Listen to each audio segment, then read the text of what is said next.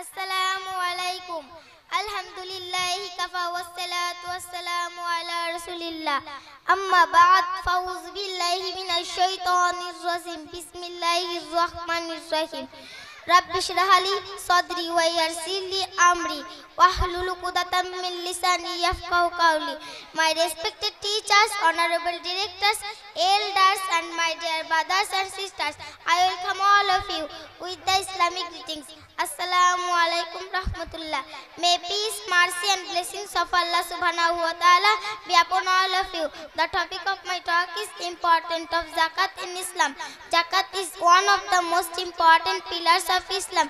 It is mandatory for every Muslim who is financially stable to pay zakat to the poor and needy. Zakat is an act of worship that every Muslim should perform to help underprivileged Muslims.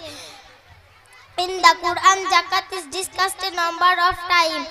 The Almighty Allah says in the glorious Quran, chapter number 2, verse number 110, وَأَقِيمُوا الصَّلَاةَ وَآتُوا الزَّكَاةَ وَمَا تُقَدِّمُوا لِأَنفُسِكُم مِّنْ خَيْرٍ تَجِدُوهُ عِندَ اللَّهِ إِنَّ اللَّهَ بِمَا تَعْمَلُونَ بَصِيرٌ. And establish prayer and give zakah and whatever good you put forward for yourselves, you will find it with Allah. Indeed, Allah of what you do is seeing. Dear brothers and sisters in Islam, zakat is obligatory for all financially capable Muslims who meet specific criteria. This includes having possession of a minimum amount of wealth known as the nisab, value of 85 grams of gold or 595 grams of silver for a specific period. If an individual's wealth exceeds the nisab, they are required to donate 2.5% its value.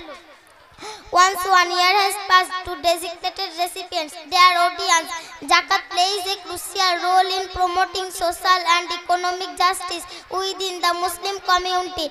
By redistributing wealth, it helps alleviate poverty, empower the underprivileged, and foster a sense of solidarity and shared responsibility.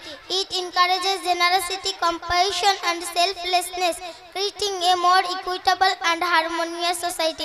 Assalamu alaikum wa rahmatullahi wa barakatuh.